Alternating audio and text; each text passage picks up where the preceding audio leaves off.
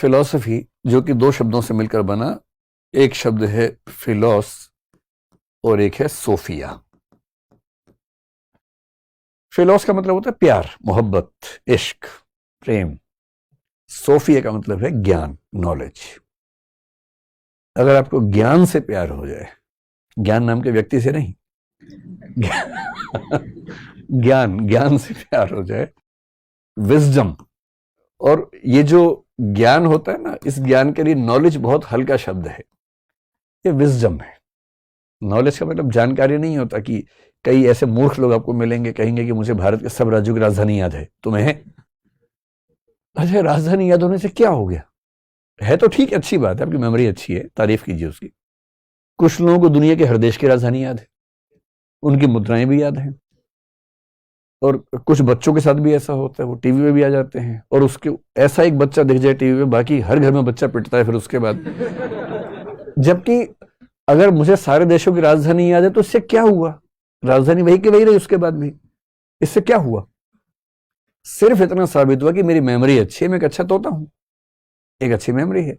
Memory अच्छा होना बुरी बात नहीं है, पर मेमोरी का मिसयूज करना बुरी बात है, और ये एक लेवल के बाद मिसयूज ऑफ मेमोरी है। अरे मेमोरी है, कुछ बढ़िया चीजें याद कीजिए, राजधानियों से क्या होगा? और हजार बढ़िया चीजें हो सकती हैं याद करने की, उन पे गौर करना चाहिए। तो मेमोरी नहीं, विजडम। और विजडम का मतलब है विवेक, समझदारी, सही और गलत में अंतर कर पाने की क्षमता, इसको बोलते हैं विजडम या विवेक। और जिस व्यक्ति के अंदर विवेक होता है ना, वो आमतौर पर विनम्र हो ही जाता है। भारतीय परंपरा में कहा गया, विद्या ददाति विनयम। अगर विद्या सच में है तो आप विनम्र हो ही जाएंगे। और पश्चिम में तो सुकरात ने कहा, सुकरात से लोगों ने कहा कि आप बहुत बड़े ज्ञानी हैं। सुकरात ने कहा कि बहुत कम लोग जानते हैं कि वो बहुत कम जानते हैं, और मैं उनमें से एक हूं। और जानना यही है कि मैं नहीं जानता हूं, यही तो जानना है। ये ज्ञानी व्यक्ति का लक्षण है। और मूर्ख का लक्षण क्या है? I know everything. ये मूर्ख का पहला लक्षण है। इसलिए कॉन्फिडेंस मूर्खों में ज्यादा होता है।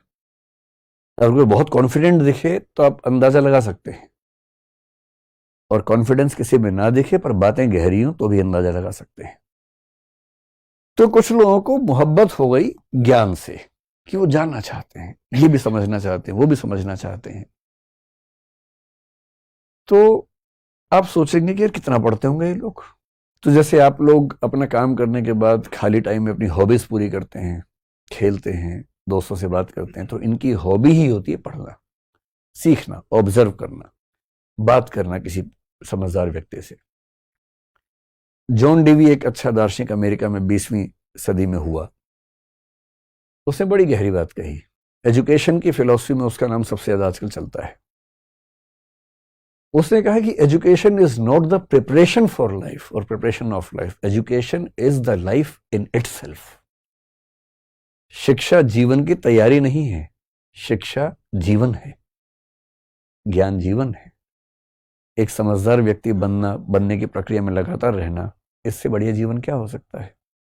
और ऐसे लोग होते हैं जिनको जानने का इतना शौक है, कभी कोई किताब लेके बैठ गए, कभी कोई किताब लेके बैठ गए, और रोज कुछ जानना चाह रहे हैं। कुछ के मन में आ रहा है कि मैं ये खा लूं, मैं वो खा लूं, कुछ के मन में आ रहा है कि मैं ये जान लूं, मैं वो जान लूं। तो यदि किसी को ज्ञान से, पढ़ाई से, चिंतन से, मनन से, सीखने से, ऑब्जर्व करने से, जानने से मोहब्बत होने लगे, तो समझ जाइए कि वो व्यक्ति फिलॉसफी की राह पे चल पड़ा है। और फिलोसफर्स अलग होते हैं, दाढ़ी बढ़ जाती है आमतौर पे, कपड़े अलग किस्म के हो जाते हैं, लोग घबराने लगते हैं उनसे, पर वो बड़े गहरे लोग होते हैं।